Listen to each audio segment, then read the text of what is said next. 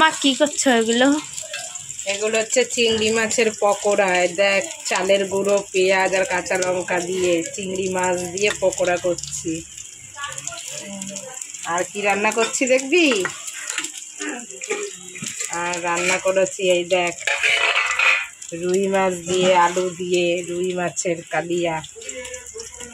এই পকোড়াগুলো খেতে হেভি টেস্টি হয়, দারুণ হয় খেতে।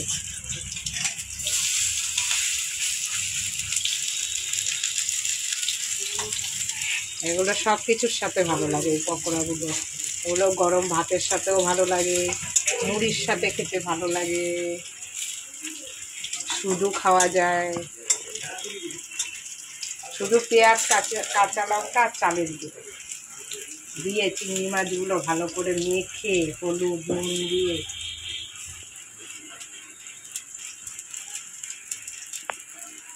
এনে একটা তুই খেয়ে দেখ।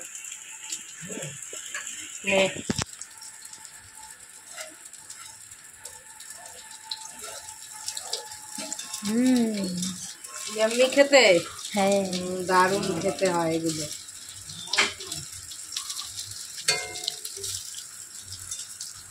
এগুলো একবার খেলে মুখে লেগে থাকবে।